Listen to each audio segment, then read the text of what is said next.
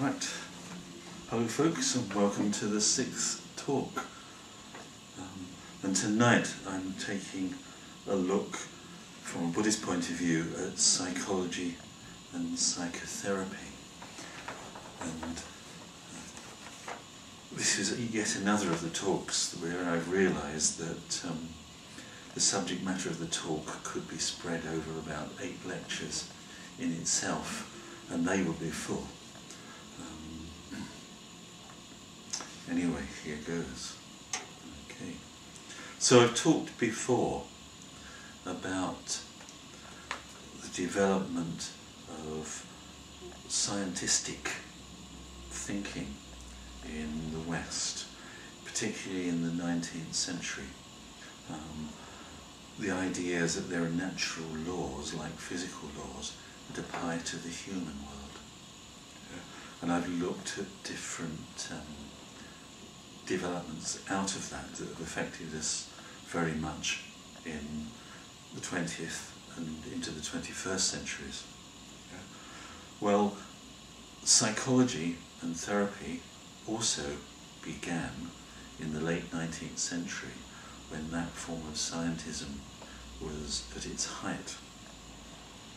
And their development shows that influence.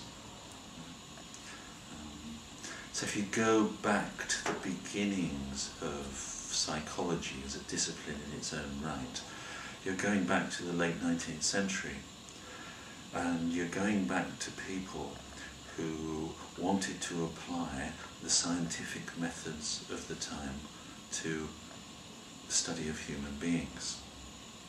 And they were very much influenced by the ideas around at the time.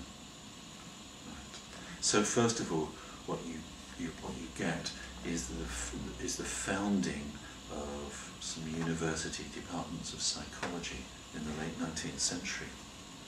And what they did was try to measure things.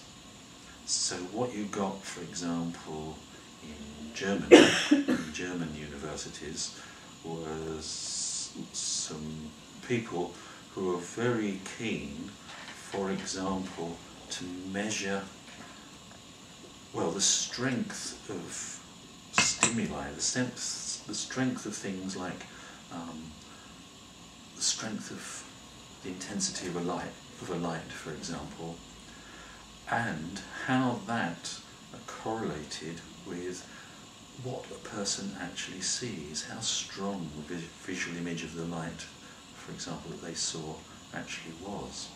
And they did huge numbers of experiments trying to find out the relationship between the actual physical intensity of, say, a light or sound or whatever, and how people experienced it. And that for them was being scientific about psychology. They were very serious about such things. This is something a bit different. Over in America, you got a man called Tichenor, I think he was actually English, who was influenced by that scientific method, but who was very concerned to, if you like, classify and as carefully and as objectively as possible the contents of our conscious experience. You know, what the contents of our conscious experience are made up of. And he considered you had to sort of take a special training in order to do this, in order to be able to talk about objectively the contents of your consciousness. For example, you couldn't say in my consciousness there is an image of a table. You had to break it down into its constituent bits, if you like, or constituent aspects. Okay? And he took it very seriously, that that's what the science of psychology, where it has to start, by studying the contents of the psyche, of consciousness. And you would hopefully go a long way in understanding human psychology on that sort of basis. When I was sort of reading up again on Tichenor his followers to do this talk, it actually made me make a comparison. Because what I thought was, well, the contents of our consciousness are very important. It contains all sorts of things, emotions, thoughts, as well as representations of the outside world. Actually, what do Buddhists do? Well, when we're meditating, of course, we're becoming aware, becoming mindful, for example, of the contents of our consciousness, and we're trying to change them. But of course, in thinking that, I realised, well, Tichenor and his followers did not have meditation. Yeah. And then I thought, let's compare them on what they were doing with the Buddha himself. The Buddha, well, what was he doing? What did the Buddha actually do, the historical Buddha, as far as we can tell from the Pali Canon? Well, the Buddha went out and lived in the wild, eventually in the wild on his own, and he meditated completely on his own. And in other words, he was in a very different environment to Tichenor and his followers, who would be leading fairly normal, everyday lives, immersed in the world and immersed in an academic department. And then I thought, well, what would Buddha be experiencing? Well, he would be meditating, he'd be exploring through meditation, and he'd be developing the meditation as he went along. His meditation had an ethical basis, and reading the Pali Canon, the impression I get is the Buddha started to dwell very consistently in more and more concentrated states of consciousness. For example, the Buddha is likely to be dwelling at least all the time when he wasn't asleep, or in higher stages of consciousness, he'd have been dwelling in access concentration, if not going into the dhyanas. And I thought, well, if one is constantly in access concentration, it is actually a very, very good state to be in for exploring the contents of consciousness. And that's because as one begins to dwell more and more in access concentration, and access concentration is when you can, of course, can hold the focus of your attention for any length of time on what you want to focus on, without being distracted away from it. Well, if you're in a state of stable access concentration, then various qualities of mind start to develop and strengthen, like the ability to work with your mind, to be able to have your mind do what you want it to do, rather than it going its own way in all sorts of ways. One's mind becomes much more subtle and flexible, but in the same way, at the same time stable. So thinking about that and what the Buddha would be experiencing in comparison to, say, those people 100 years ago, it became clear to me that the Buddha would have been, whilst in a certain way doing something similar, exploring the contents of his own mind. Because of the conditions he was in and the reasons why he was doing it, he would be being much more successful, if you like, exploring the contents of consciousness, exploring the nature of consciousness. And of course the Buddha wouldn't have only been in access concentration, he would be developing the dhyanas, and he would be developing insight, and he would be exploring the nature of consciousness to far greater depth, and with a far greater rigour than those those psychologists of 100 years ago. In fact, a little sort of analogy came to me, a somewhat naughty one. I was thinking, if you compared those psychologists, Titian and his followers, to the Buddha, if you compare those psychologists and what they were doing to what the Buddha was doing, it's rather like comparing an A-level physics experiment at a local school with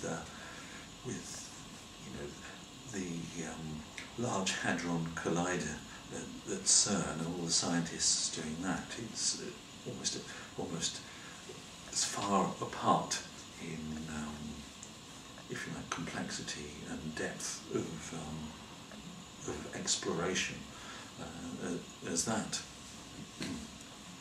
But Titchener and his followers, they took it very seriously, and it's a sensible way to start if you're thinking of exploring the human mind in a scientific way. But there is that background in scientism and this materialism that goes along with it, and how that affected psychology. And the question is, what's about the importance of and the significance of consciousness, conscious mental states, that I explored a bit last week. How are psychologists going to understand consciousness? Are they all going to understand it like Titchener? Or are they going to have other ideas, especially as strict materialism denies that consciousness exists at all? What came along and replaced the work of Titchener and those other psychologists, the German psychologists and others like them? What arose in the early 20th century was something called behaviorism. Behaviorism is a study of human behaviour or human psychology, which rules out of court any talking about the contents of consciousness. To talk about the contents of consciousness from a behavioural point of view is to be unscientific. The most you're able to be, if you're talking about consciousness, according to behaviorism, is very subjective, but you'd probably be just mistaken. Behaviorism arose. It arose particularly under from the ideas of a man called John Watson. It arose as a new development in psychology, replacing those old earlier developments. And behaviorism arose and maintained that all you can study is the external behaviour of human beings, rather like you can study the behaviour of animals.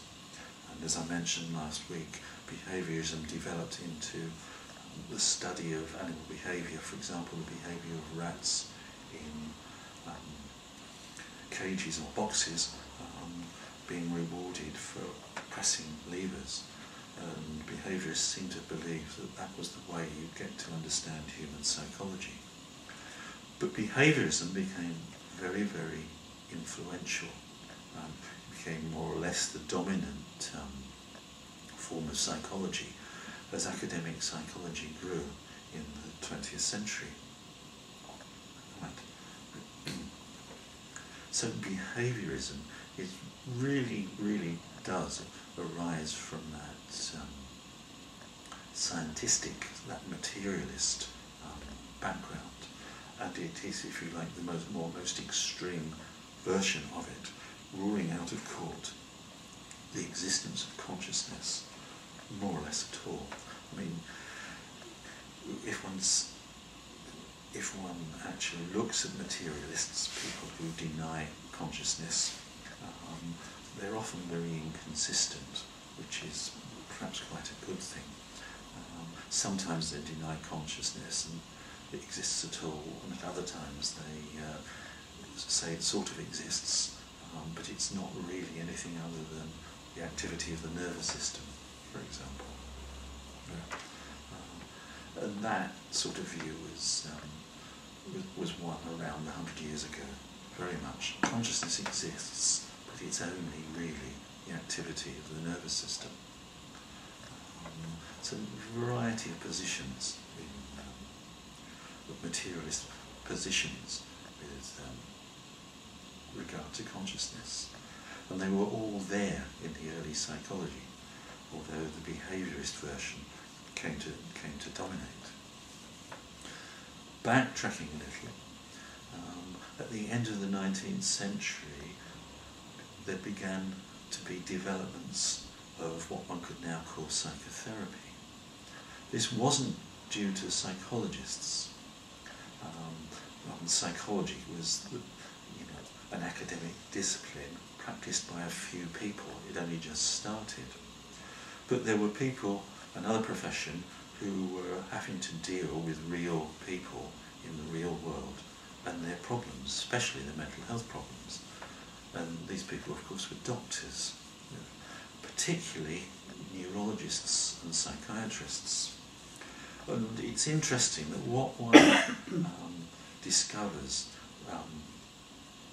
by exploring the end of the 19th century is that various neurologists and psychiatrists were developing what one could call the first forms of psychotherapy. So that, for example, in Paris, there were neurologists like Charcot and Janet, who were based at the Salpêtrière mental hospital in Paris, and very much developing ways of treating certain mental health problems using psychological techniques of one form or another. And also in the German world, in Austria, psychological therapies were beginning to be developed and taken seriously. These doctors studied things like trauma and its effects. They studied what seemed to be a common condition in those days, which was called hysteria. And I've never actually myself seen any patient with hysteria ever. But in the late 19th century, you get a lot of it, and hysteria seemed to be associated with sort of attacks of anxiety plus physical symptoms that seem to have no explanation. And people like Charcot and Janet started specialising in hysteria and what might be the causes of it. And of course what they were realising is the causes were psychological in some way. Of course, the fact that it was very prevalent then, and in the late 20th century hardly existing, implies that there are social and cultural things underlying it as well, underlying the psychology. But the point I want to make is that therapy started to develop in the end of the 19th century. And people like Charcot and Janet also realised that in explaining things like hysteria and what was going on, that you had to take into account that the people suffering from hysteria, well, as they put it, to paraphrase them, were suffering from ideas of which they were unconscious, that they'd had some idea or other, and somehow they'd suppressed the idea or memory of it, but the idea was still having an effect on their mental state and on their behaviour. Pierre Genet gave a detailed exposition of a case of a young woman who every month had an attack of hysteria, various physical and psychological symptoms, which he gradually managed to work out from her accounts of when that started, and it started at her first menstruation, which had frightened her very much, and she thought something was very wrong with her, and had started to try and stop it, and had gotten very, very freaked out by it. But when he first talked to her, when she became his patient, she had no knowledge of this, no memory of this. So people like Charcot and Janet were thinking in terms of there being unconscious processes in the human mind which affected people's behaviour. But then along came Freud, Sigmund Freud, Austrian neurologist, come psychiatrist, who I think he actually studied under Charcot and started to treat people himself. Freud, as I mentioned last week, was very much influenced by the physics of the time, and the physics of the time was very much about energy and the conservation of energy. And Freud developed his therapy, which came to be called psychoanalysis, very much thinking about the human mind in terms of energy, a sort of physical type energy that was conserved. And he developed his therapy very much on that basis. So whilst behaviorism was developing in psychology, psychoanalysis was developing in the world of therapy, and as behaviorism became dominant in psychology, psychoanalysis became dominant in psychotherapy. If one thinks of the sort of classical psychoanalytic treatment, it's of a patient lying on a couch, saying whatever comes into their mind, and every now and again the psychoanalyst might make a comment. What the psychoanalyst is tending to do when they're making a comment is that they're making an interpretation of what the patient has been saying or doing, making that interpretation based on Freud's theory, and the idea being through making interpretations that will help the person overcome whatever problems they've got.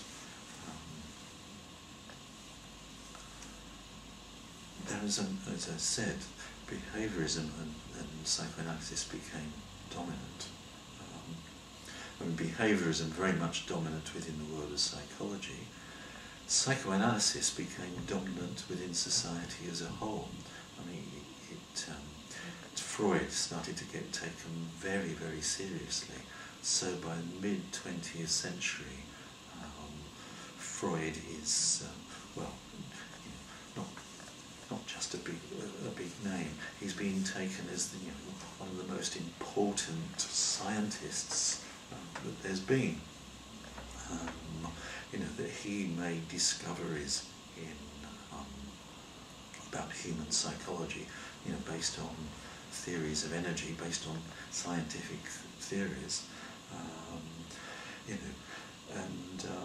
these were highly important, and that if you did therapy, it really needed to be in a psychoanalytic way. Became very, very dominant. There were other forms of therapy sort of developing. There was Jung, another psychiatrist at the end of the 19th century, became interested in unconscious processes. He worked with Freud for a while, but then parted. Jung is interesting. He had a very different take on human beings, whereas other people are interested in measuring things and unconscious processes in the human psyche. It was like energy. Well, Jung became interested in myth and symbol. And given the dominant trends, that's actually rather interesting. Jung was actually very much out on a limb in the first part of the 20th century in studying myth and symbol and religion and their psychological meanings. There were other developments in therapy. Rogers came up with client-centered counselling. There's something to really contrasted with psychoanalysis. I mean, Rogers believed, and the basis of his counselling is that if a person with a psychological problem has somebody to talk to, maybe the counsellor, somebody who is warm, friendly, empathic, non-directive, non-judgmental, then that in itself can bring about change, almost no matter what the problem. He was that confident that a positive relationship with the counsellor could bring that about. By the time you get to the 60s and 70s, you're beginning to get other influences in psychology and therapy. For a start, the behaviorists started getting into therapy, and clinical psychologists were beginning to be more of them around. Not many, but much more than they used to be. Behaviorists became very critical of psychoanalysis, and very critical, and that it was would criticise it. That it was basically completely unscientific. There was no experimental method or anything in it at all. So psychoanalysis and its dominant position began to be sort of come under attack. And by the 60s and 70s, Jung was becoming a bit more Jungian therapy was becoming a bit more widespread and more widely known. And you're beginning to get people who had tried psychoanalysis, trained as psychoanalysts, who became very disillusioned with it. People like Aaron Beck, an American psychiatrist who became very interested in the treatment of depression, and who developed what became known as cognitive therapy. Beck realized that when people are depressed, they have certain types of thoughts which reinforce their depressed state, and he developed therapy that was aimed at helping them see through the illogicalities of those thoughts, because the thoughts are typically very logical and very far away from actually being based on evidence. Beck wasn't the only person to realise that. There was another therapist called Albert Ellis, who developed a similar therapy to cognitive therapy. It's called rational emotive therapy, with sort of similar structure to it. So by the 60s and 70s, therapy was beginning to change. Freud was beginning to be questioned rather more seriously, not taken quite so seriously, and even being ridiculed in places. And meanwhile, in psychology, behaviorism was beginning to fade a bit. Because what you got in the 50s and 60s was the development of computers. And people started thinking about computers, but that made them think about human mind and human thinking.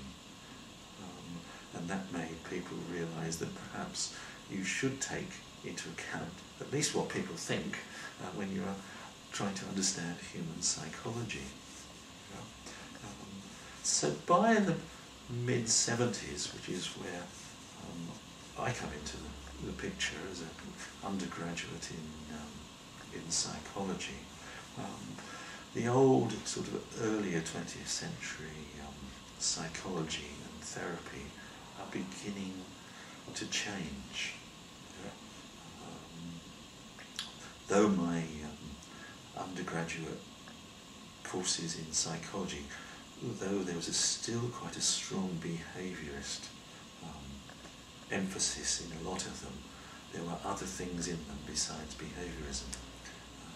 One could study quite a few different viewpoints on psychology. So, I remember doing my undergraduate degree and deciding that behaviorism really was rather foolish, and also reading up on Freud and psychoanalysis, and really thinking that psychoanalysis was was simply in large part wrong as well. I mean, I didn't realise at that time, of course, where these where the thinking on such things as behaviorism and psychoanalysis had come from. But to me, as an undergraduate at the time, I wasn't impressed. I wanted to do clinical psychology and understand about people, and really those two things didn't seem to be where it was at all. Around that time, in the 70s, in Western thought, you also get other influences coming in particular influences from the East. We're talking at the time of the sort of hippies, or beatniks in the 50s, and the hippies in the 60s and 70s, and influences on Western thought from India, Hindu thought from China and the Far East, Taoism. You get Tai Chi beginning to be taught in the 60s and 70s. Yeah? And what also you get coming in and starting to influence people's thinking is Buddhism. Particularly Zen Buddhism, for whatever historical reasons. Zen became much more widely known than other types of Buddhism at that time. And what you get by 1960, you're starting to get books about Buddhism and psychology and therapy. So you're beginning to get books like Alan Watts' book called Psychotherapy, East and West. It was actually that book that made me change to do psychology. But in 1960 you also get published a book called Zen Buddhism and Psychoanalysis, which three authors. One's D.T. Suzuki, a Zen Buddhist practitioner. Another is Eric Fromm, a therapist and philosopher in the West. And a third author whose name escapes me at this moment in time. But looking at similarities and differences between Buddhism, or Zen Buddhism at least, and psychoanalysis. Again, around that time, there's another book comes out written by a Sinhalese scholar about Buddhism and psychoanalysis, comparing and contrasting the two, this time Theravada Buddhism and the Buddhism of the Pali Canon, looking, for example, at ancient Buddhist ideas about unconscious processes, for example. So what you're getting around the 70s is a sort of a whole mixture of influences and a sort of change occurring in the psychology and psychotherapy worlds. They're beginning to open up and be rather different, or have influences on them other than that sort of 19th century materialist, scientistic viewpoint coming in. So, and I'm personally very glad of that. I'm not sure if I had started psychology 10 years before, for example, I'd been 10 years older, whether I had lasted the course or run out of the course and changed to something completely different. But fortunately for myself, there were other influences that were coming to bear on those two areas.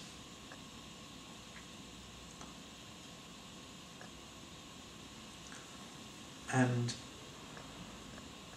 as I say, Buddhism was becoming more widely known about. I mean, originally Buddhism had become known about in the West in the late 19th century, and people had become very interested in it. There was that long poem written, The Light of Asia, I think it was 1870 something, which had actually quite a wide readership and strongly affected people. So that for a while at least, Buddhism was becoming popular as a popular alternative to Christianity. But it sort of, the interest sort of died away on the popular level, although it did result in some Westerners becoming Buddhist monks in the early 20th century. By the 70s, what one was getting is the influence of Western Buddhists who've gone to Westerners who've gone to the East and become Buddhists, whose thinking was now spreading into the West. For me personally, one of those very important influence on me was Lama Govinda, whose book, The Foundations of Tibetan Mysticism, when I read it, made me realise I was a Buddhist. I've been well prepared for that book by having read a lot of Jung. It made me, if you like, responsive to symbols and mythology, shall we say. That made it, if you like, an easy book to read. Yeah. So you're getting influences like Lama Govinda that time. And also, of course, our own sort of head of our own movement here, Advayacitta, was back in the West and beginning to lecture and talk and found the movement. So, sort of late 70s was an interesting, I suppose, culturally, a sort of melting pot. People were beginning, in the West, were beginning to take the idea that Buddhism could help with psychotherapy. They're beginning to take it seriously. So what you start to find in the late 70s and through the 80s is various people, not necessarily known to each other, beginning to use aspects of Buddhist practice in therapy. So, for example, you get a man called Ron Kurtz, who developed what's called Akomi therapy. He started developing it in the 70s. Akomi therapy is based around mindfulness. In England, you get sort of established at the beginning of the 1980s core process psychotherapy developed by a woman called Maura Sills and her husband Franklin. Yeah. So people were beginning to develop forms of therapy based on Buddhist ideas or Buddhist practices. You also get, people like myself, not necessarily developing specific forms of therapy, but using aspects of Buddhist practice within the therapy we were doing. From myself, from the early 80s, for example, using mindfulness in therapy, and using metta-bhavana practice within the therapy. So there are, a few people like me around as well, and sort of talking to other psychologists about things like mindfulness, doing the odd workshop. So gradually, what you get developing in the 80s is beginnings of a network of people in the therapy and psychology world who were taking things like mindfulness seriously. And I mentioned Hakomi therapy and core process psychotherapy.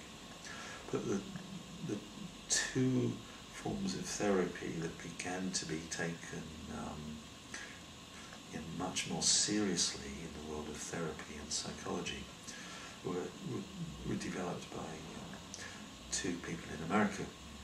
One was developed by a man called John Kabat-Zinn, who developed a form of therapy for pain management based on mindfulness.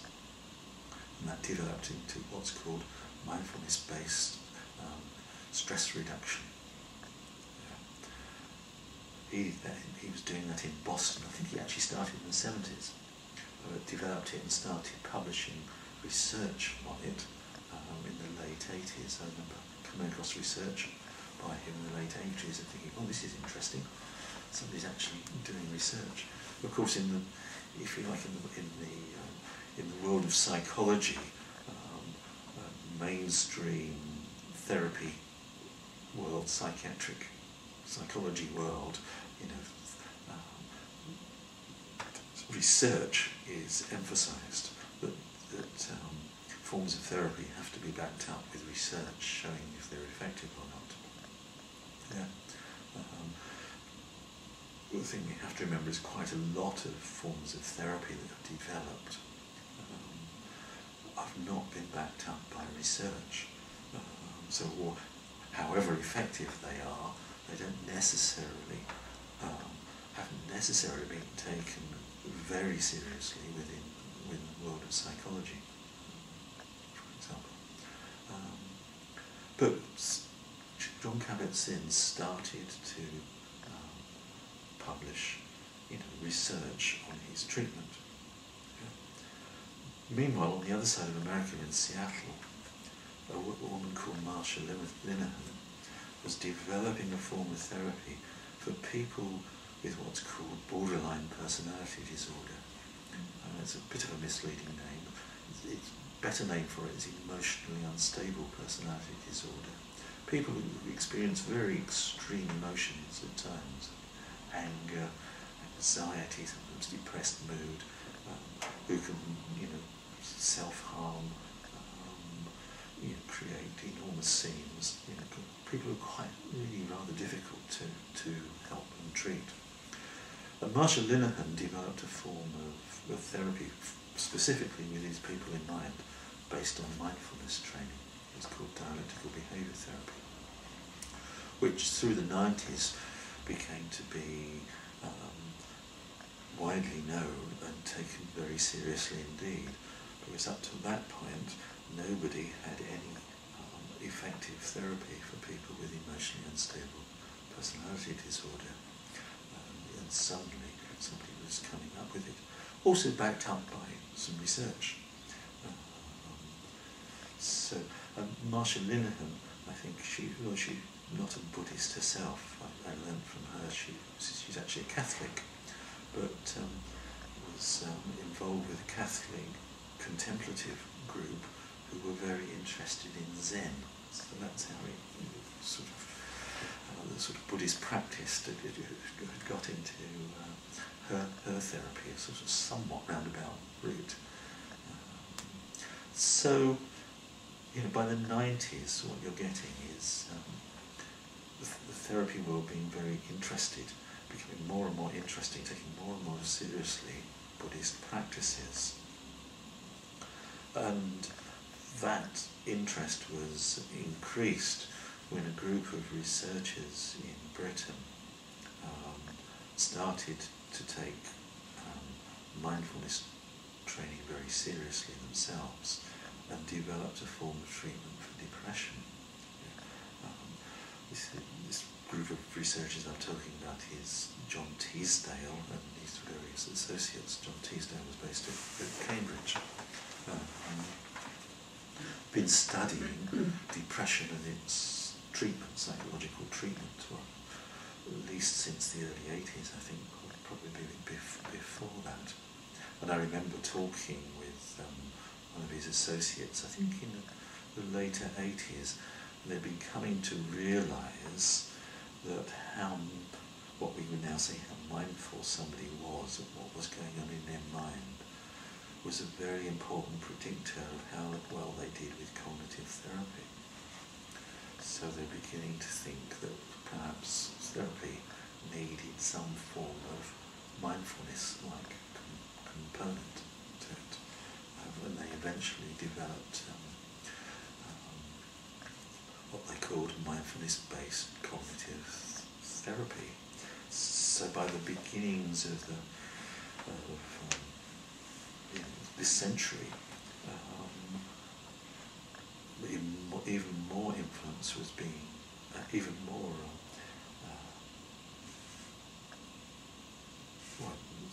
Buddhist ideas were becoming even more influential in the world of therapy. I myself did a doctorate study mainly on mindfulness. About 10 years ago, I was in the middle of it, and it felt at that time that sort of mindfulness was becoming to be, really being taken seriously very much seriously in the psychology world. Nowadays, you can hardly pick up a psychology journal without seeing the word mindfulness in one or more articles in it. There's even an academic journal now called Mindfulness. It is everywhere.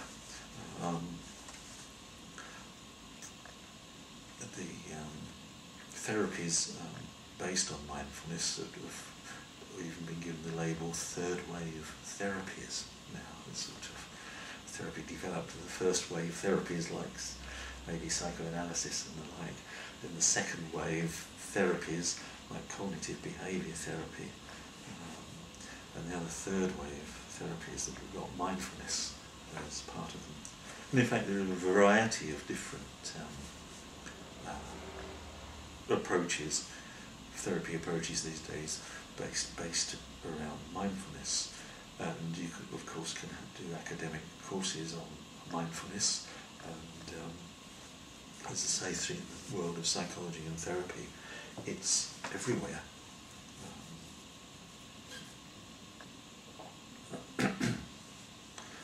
Also, what you find over the last 10 years or so is, not just the use of mindfulness in therapy, we're also, of course, getting lots and lots of academic study of the effectiveness of mindfulness therapy. What you're also getting is neuroscience becoming involved in looking at what happens when people are practicing mindfulness, or what happens when people are meditating. So over the last decade or so, a gradually increasing number of studies looking at well, it might be looking at people who are doing a basic mindfulness-based therapy course, an 8-week course, and looking at what happens to their brains through doing the course. And what you're finding is that the findings seem to be that with an 8-week mindfulness-based course, for example, there are demonstrable changes in the functioning and structure of people's brains. That's with just 8 weeks. But alongside that, there have been studies of meditators. I think they're mainly Tibetan meditators. I think Dalai Lama's encouraged this very much. People who've been meditating a long time would be sort of hooked up to brain scans to find out what's going on, and finding indeed that these people have brains that are functioning rather differently to the average person's brain. For example, if you look at Tibetan monks who've been doing lots of meditation on compassion, lo and behold, what you find is those parts of the brain we now know are associated with feeling happy, good in yourself, and also feeling empathic towards others. They're very well developed. Perhaps it's not surprising, really. For me, what points out, neuroscience points out, really, is the brain, the functioning of the brain, and even the structure of the brain changes depending on what we do. So it's actually important what you do. A meditation affects it. So seem to be the results so far, from the studies so far. I think there's another journal that I came across. It was the Journal of Neuroscience, Consciousness and Spirituality. Another academic journal. Very intriguing what's going on in the academic clinical world at the moment.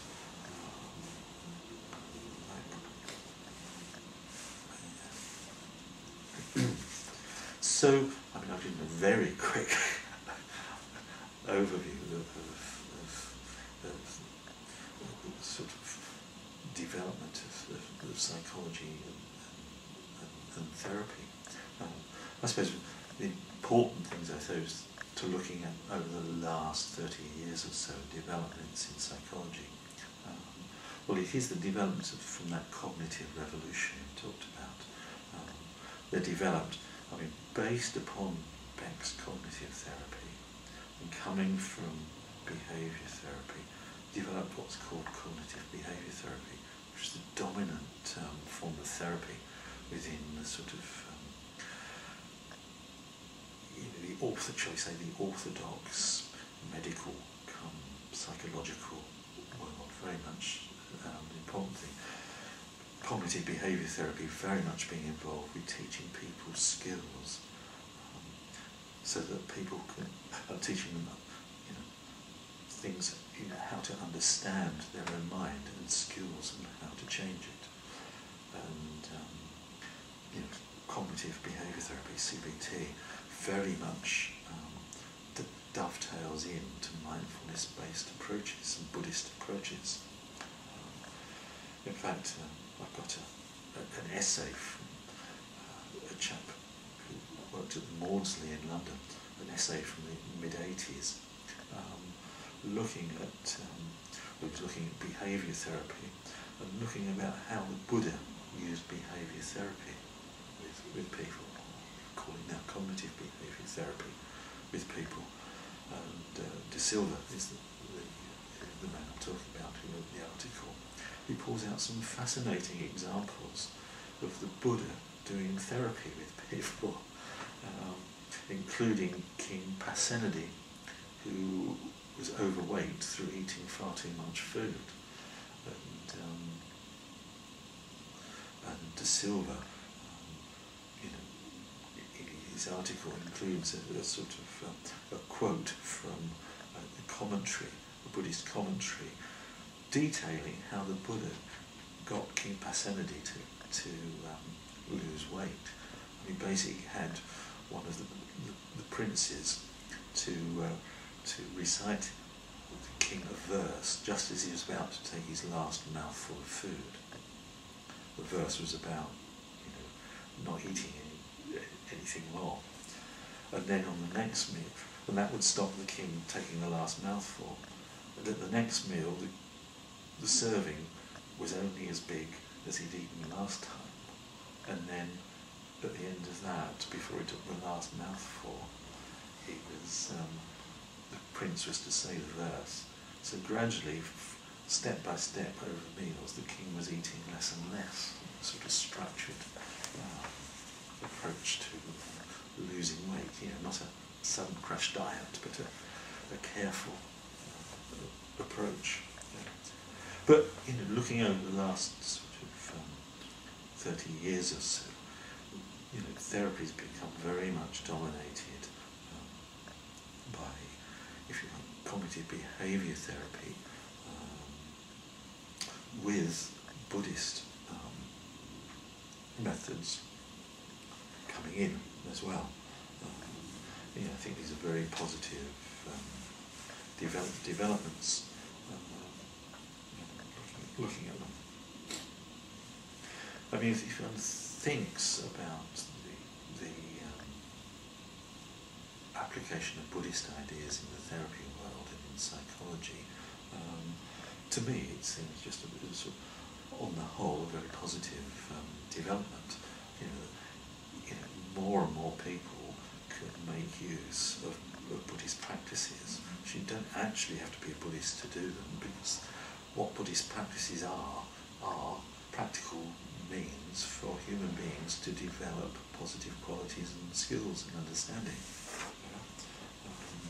So it's actually good to see those practices spreading more and more around, so that more and more people get the benefits of them.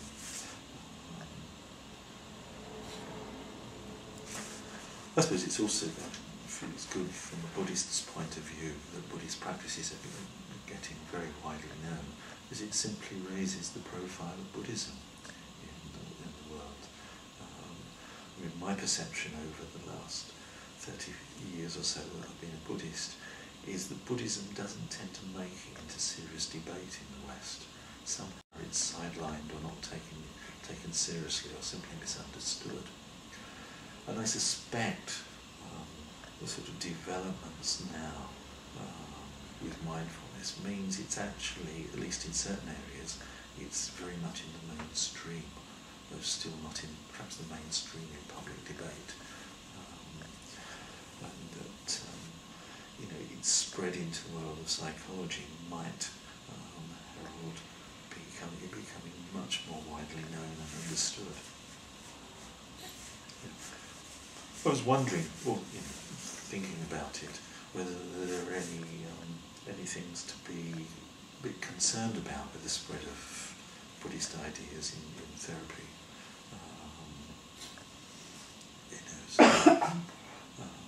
I suppose one fear I have is that the world of therapy and psychology almost appropriates things like mindfulness, and then not only gives courses on mindfulness, for example, academic degrees on it, but it might come to a point where you're not allowed to teach it unless you go to one of those courses, or even that it might, the practice of it, or at least the teaching of it, is regulated by some body or other in the world of academia or the medical world or even the world of government, because it's a form of treatment and it's regulated, and somehow it's no longer Buddhist, and somehow we are almost excluded from using it unless we go through the right channels. The right channels being the academic Western channels. when I first thought that, I thought I'd be a bit silly worrying about that. But in one of the latest essays, one of the latest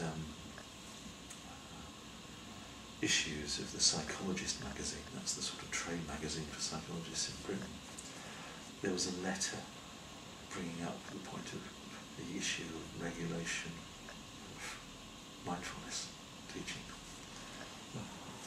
So perhaps I wasn't being quite so paranoid after all.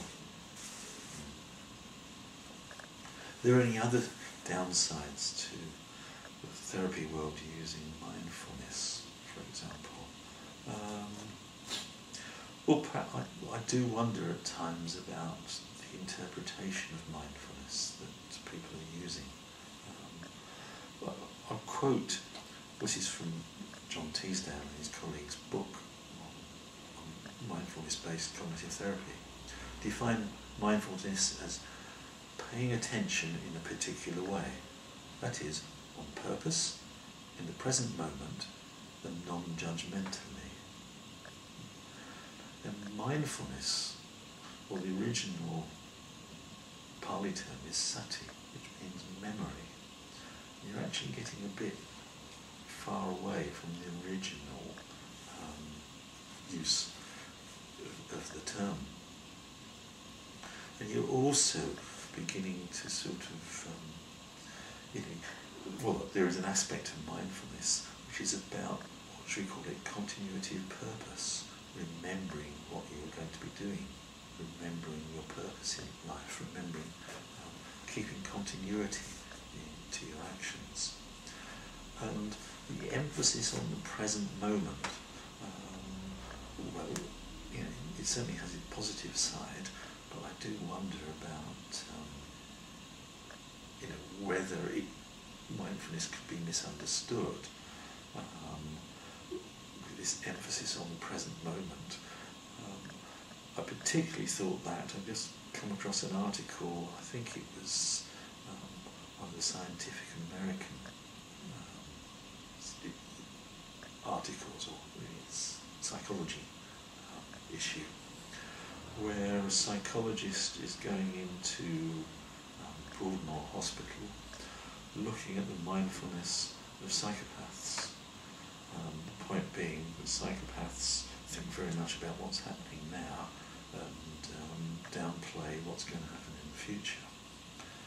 To me, that raises very definite issues if you're going to talk about what psychopaths do as mindfulness.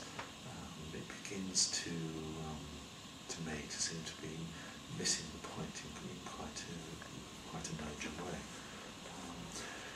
And for me also, it raises the whole question of something that's been missing from psychology and therapy, which is the question of ethics. In Buddhism, we very much have what's sometimes called the threefold path: sila, samadhi, prajna. Sila, ethics, morality. Samadhi, we could call it psychological integration. Prajna was insight. Yeah. Well, Western psychology really has not taken ethics, morality into account at all. In a way, that's not its fault, because I think in the West the problem has been what is left of morality if you get rid of God, as I talked about before. You get relativism. So in a way there's not a foundation, there's not a basis for psychologists thinking about ethics and its importance for psychology.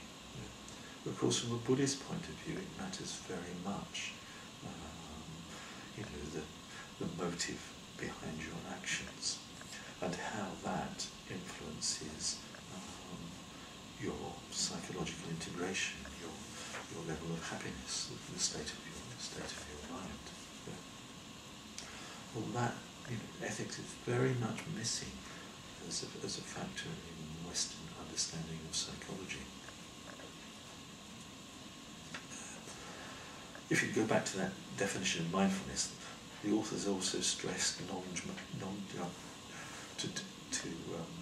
pay attention non-judgmentally. Actually, that's very important, because people who are depressed, for example, are often very self-critical and very hard on themselves. And for them and a lot of other people with mental health problems, it's very important to get out of that almost automatic putting oneself down. And to be non-judgmental is a healthy development. But I also see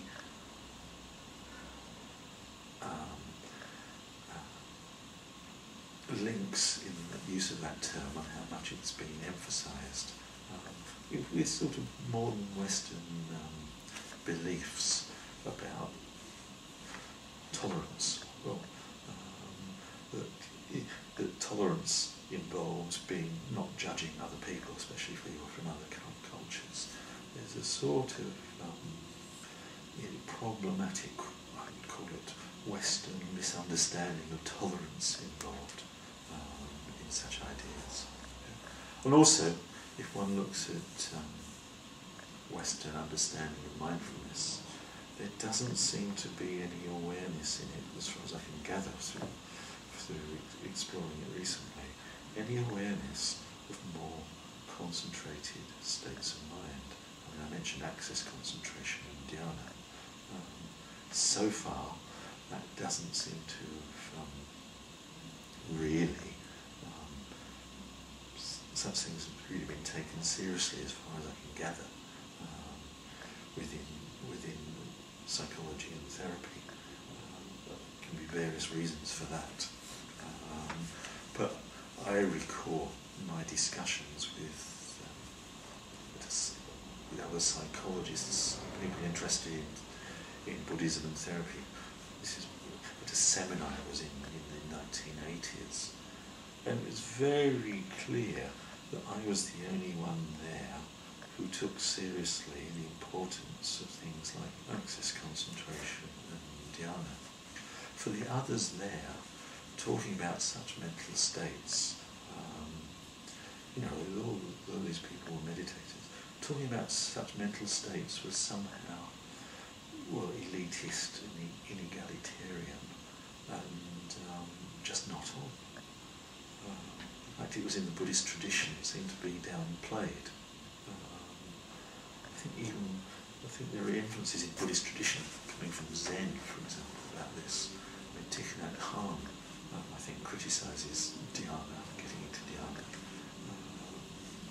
But even thinks it's non-Buddhist, which is interesting. But very definitely in the West, at least in the 80s, there was an idea that somehow to get into a more deep, a more profound or a higher mental state in meditation was somehow elitist and inegalitarian, wrong. And I do wonder how much that sort of thinking is behind the interpretations of mindfulness and meditation. So I'm just wondering what develops they're going to be in the future with in the world of therapy and psychology. It just seems the world of therapy and psychology is changing, and it's changing very much with a Buddhist emphasis. I find that very exciting. As I say, I do have reservations. And I do also wonder if what it means is going to be what one could call a secular Buddhism developing, or a materialist Buddhism. Buddhism without Buddha, in a way. Buddhist practices that are justified using modern scientific, or at least materialist understanding, but really divorced from Buddhism itself. So I do have some slight misgivings, although I'm also rather excited by it. I think on the positive side, perhaps we're on the edge of a real change in the way the world is viewed. I mean, I talked about the scientism of the 19th century, materialist science with a theistic background, and how that became dominant in the 19th century and well into the 20th century, and is still with us in many ways. Yeah.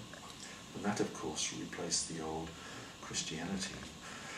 1,000 years ago there was a Catholic Church in Western Europe, a Catholic Church with a bit of Aristotle. And that was the dominant view. Yeah. That got replaced by, if you like, scientism, 19th century scientism, with or without God. Yeah. I wonder if we're now on the verge of a real shift, major shift again. With people exploring consciousness.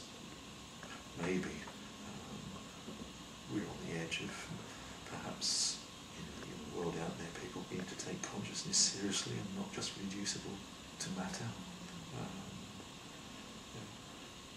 And that, with that awareness, at the same time Buddhist practices coming in and meshing very well with modern psychology, modern therapy, modern neuroscience, becoming, so maybe, I really hope this is the case, we are on the edge of a change, a major change, and I certainly hope it will happen. And maybe Buddhist ideas going to other parts of Western thought, for example, sociology is the one I thought about. I started to think about the wheel of life and sociology. If you think about the realms of the wheel of life and not take them literally, what they're about are different cultures and subcultures and the patterns of behaviour and mental state that are in those cultures. Of course, the Buddhist emphasis is on the motivations underlying the actions, and in a way you get these subcultures and cultures perpetuating with particular patterns of motivation and mental state and behaviour. Would that not be a fruitful area of this exploration for understanding human societies? Well, one could go on, and I realise that I've already gone on for a rather long time already, so I'm going to bring this talk to a close, and my series to a close. I hope I've been able to take you with me on what's been, what is a very actually dense subject matter, ideas and their history and their influences and their effects, and share with you some of them, and hopefully I've had some success in sharing with you some of my understanding of those ideas and how important they are, and what effects they've had on us, and the importance of bringing a Buddhist understanding to those ideas for our own benefit as Buddhists, but also for the benefit of the world at large. So thank you very much for coming and listening to me over the weeks, folks. That's it from me to now. I think we should have tea and discussion if you wish. Thank you.